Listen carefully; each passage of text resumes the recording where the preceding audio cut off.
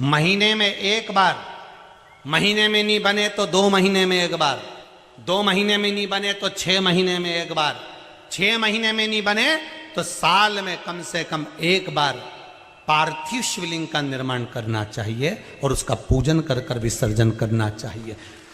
एक बार साल भर में एक बार करो, पर करो।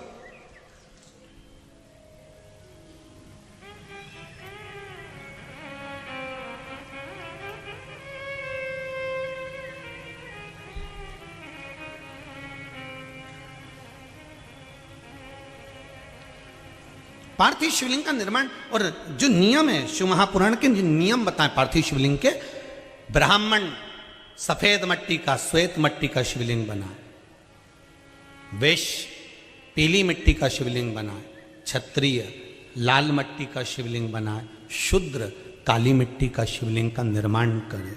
निर्माण करो, उसका पूजन करो, पूजन कर कर उसका विसर्जन करो।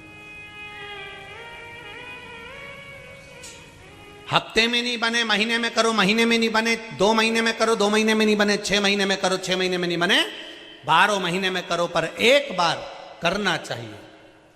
करो, कोई ब्राह्मण जन को बुला लो, उससे पूजन करवा लो, कुछ आदिक स्मरण करवा लो, पूजन करवाए।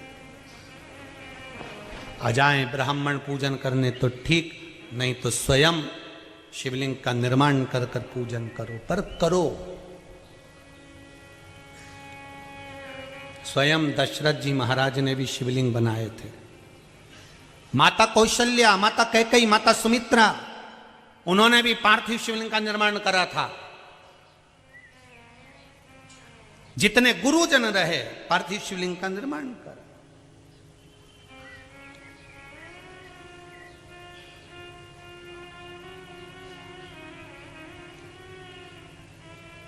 शिवलिंग का जब मेरे राम जी ने, मेरे राघव जी ने जब समुद्र के तट पर बालू की मिट्टी का शिवलिंग, बालू की रेत का शिवलिंग बनाया, तो पास में खड़े हुए अंगद ने, सुग्रीव ने पूछ लिया था, आपने ये शिवलिंग कैसे बना लिया? आपको कौन ने सिखाया था?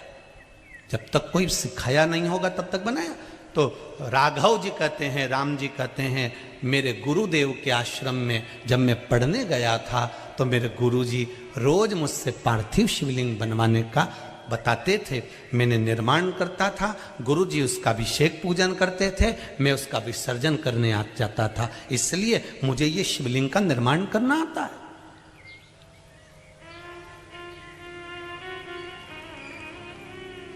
करो निर्माण शिवलिंग का, और शुद्ध भाव से करो। हमें ये नहीं सोचना है कि भगवान का शिवलिंग का निर्माण करेंगे तो भगवान हमारा मनोकामना पूर्ण करेंगे कि नहीं करेंगे, हमने जो मांगा है वो मिलेगा कि नहीं मिलेगा। यहां आप अगर शुद्ध भाव से विश्वास रखकर, हृदय को नूतन कर कर अगर भगवान की आराधना कर रहे हो तो मिलेगा, क्यों नहीं मिलेगा।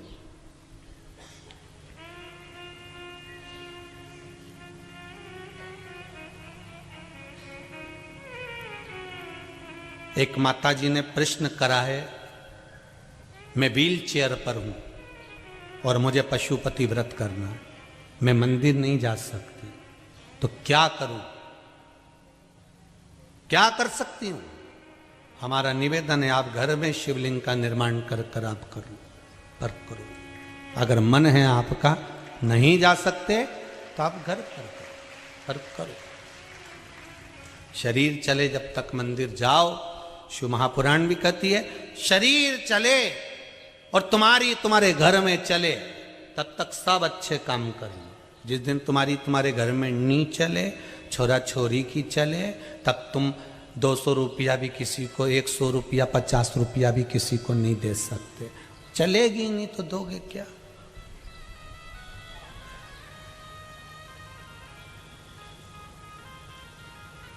करो। मैं तुम्हें श्राप देता हूं कि तुम बंदर हो जाओ। बंदर हो गए। उन्होंने दुर्वासा बाबा को शिवलिंग का निर्माण करते हुए देखा। शंकर भगवान के शिवलिंग का निर्माण दुर्वासा जी कर रहे थे। बड़ा सुंदर शिवलिंग बनाते, उसकी पूजन करते। बंदर ने बांदरी को देखा, बांदरी ने बंदर को देखा। दोनों ने मिलकर विचार करा कि क्यों ना हम भी शंकर का शिवलिंग का निर्माण करके हम भी पूजन करते हैं।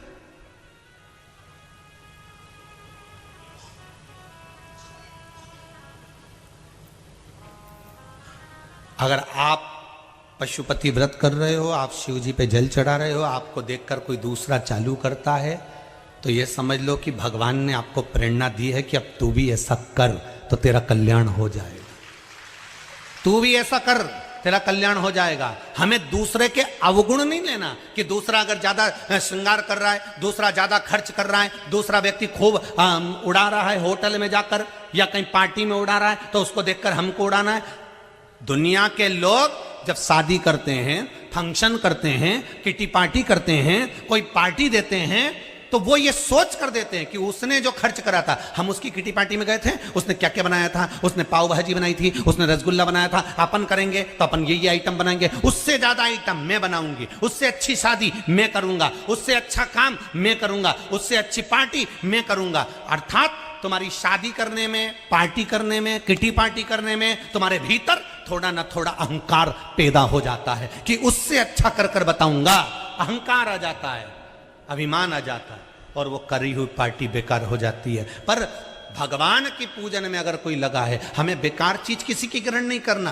कोई कितना खर्चा कर रहा है, कोई पार्टी कैसी कर रहा है, हमें उससे ये ग्रहण नहीं करना। हमें ग्रहण ये करना है कि वो शंकर जी के मंदिर में रोज पूजन करने जाता है, तो मैं भी शिव मंदिर में पूजन करने जाऊंगा। अच्छा ग्रहण करो। वो श्री शिवाय नमस्तुभ्यम बोलता है, मैं भी बोलूंगा। वो ओम नमः शिवाय पंचाक्षर मंत्र बोलता है, मैं भी बोलूंगा। वो ओम नमो भगवते वासुदेवाय बोलता है, मैं भी बोलूंगा।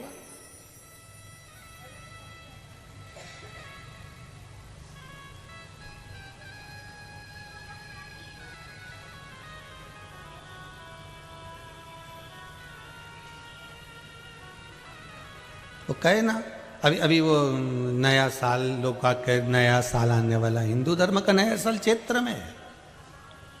फिर भी तुम्हारा मन नहीं माने, तुम मानो, बोलो। वो क्या बोलते हैं, हैप्पी न्यू ईयर। कितने अक्षर हैं? 12। हैप्पी न्यू ईयर में 12 अक्षर का हैप्पी न्यू ईयर और 12 अक्षर का ही ओम नमो भगवते वासुदेवाय। अब देखिए, 12 अक्षर का हैप्पी न्यू ईयर कहने से 12 महीने नहीं सवरेंगे, पर 12 अक्षर का ओम नमो भगवते वासुदेवाय कहने से 12 महीना सवर जाएगा। 12 महीने संवारने के लिए 12 अक्षर मंत्र बहुत है। 12 महीने संवारने के लिए श्री शिवाय नमस्तुभ्यम बहुत है। 12 महीने संभालने के लिए पंचाक्षर मंत्र बहुत है। 12 महीने संभालने के लिए महामृत्युंजय मंत्र बहुत है। 12 महीने संभालने के लिए मेरे शंकर का नाम बहुत है। 12 महीने, अरे तुम लोगों को तो खुश होना चाहिए रे धान के कटोरे वालों। इन पुराणों में वर्णन किया गया है कि केवल 1 लोटा पानी तो आप शंकर भगवान पर चढ़ाते हो, 1 लोटा जल तो आप शिव जी पे चढ़ाते हो। 1 लोटा पानी तो आप शंकर भगवान को समर्पित करते हो, पर शंकर जी उस 1 लोटे जल के बल पर आपको क्या क्या दे देते हैं। 1 लोटा पानी का बल कितना प्रबल है, 1 लोटे पानी का बल कितना प्रबल है, ये शिव ही जानता है। किसी ने पत्र में लिखा है,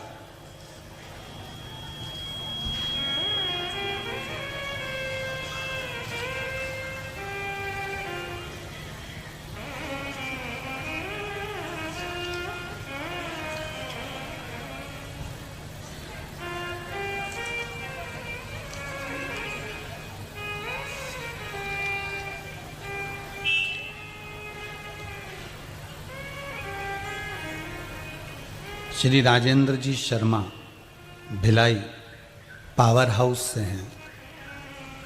कहीं बैठे हों तो हाथ जरूर हिलाइएगा।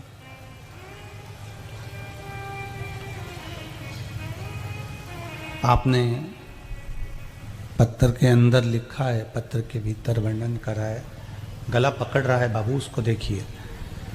पत्र के भीतर वर्णन करा है, मेरा नाम राजेंद्र शर्मा है, मेरे भांजे को ब्लड कैंसर हो गया था। भिलाई पावर हाउस में मैं रहता हूँ और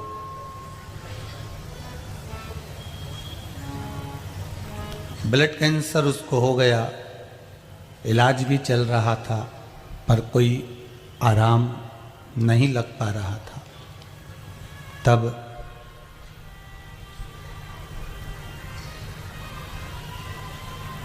मेरी पत्नी भगवान शंकर की कथा, और ठीक है, प्रतिदिन श्रवण करती है।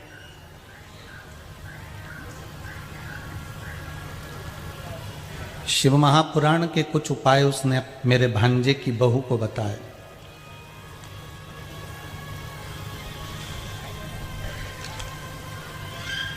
बहू शिव को नहीं मानती, पर बताए तो उसके लिए कुछ तो ज़्यादा नहीं करूँगी, पर पानी जरूर चढ़ा कर आऊँगी। और शिव जी पे जल चढ़ाना प्रारंभ करा। बाबा की ऐसी कृपा हुई कि अब ब्लड कैंसर में उसको आराम मिलना प्रारंभ हो गया। ये पत्र है जो लिखा गया है।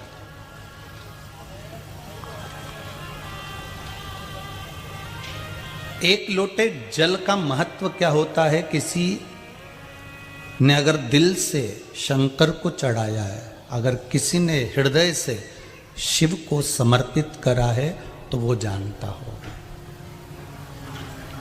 कई लोगों को तो विश्वास नहीं होता है, इसलिए वो प्रैक्टिकल करते हैं कि हम भी चढ़ा के देखते हैं कि होगा कि नहीं होगा।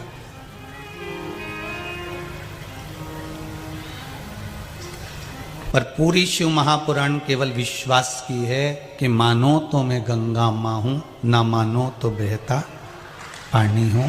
आप मानोगे तो गंगा है।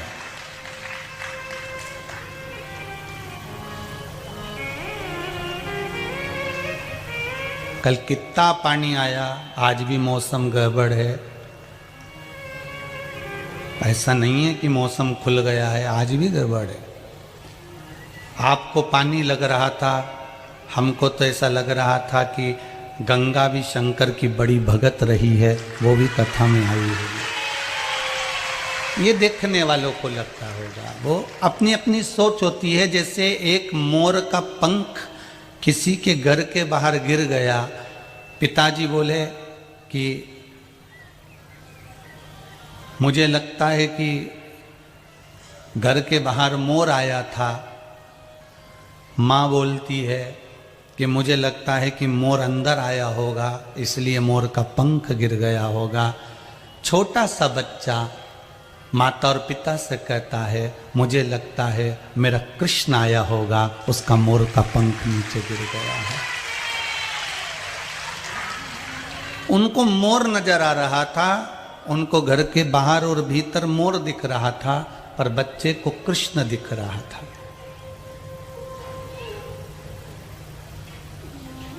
या तो हमारी दृष्टि में शिव आ गए, इसलिए हमको हर एक चीज अच्छी नजर आती है। और ये केवल हमको नहीं, आप में भी ना जाने कितने बैठे होंगे, कितने। एक हरिद्वार की बहन तो लिखकर भेजती हैं कि गुरुदेव, कल कथा हम जब टीवी पर देख रहे थे और जो पानी देख रहे थे, उससे तो ऐसा लग रहा था कि हमारी हरिद्वार की गंगा सीधे भिलाई पहुंच गई है। तो ये आपकी अगर सोच अच्छी है, आपका विचार अच्छा है, आपकी दृष्टि अच्छी है, आपका भाव अच्छा है, तो फिर भगवान भी अच्छा ही नजर आता है। जाकी रही भावना जैसी, प्रभु मूरत देखी तिन तैसी। आपका भाव शुद्ध है तो शुद्धता ही नजर आए।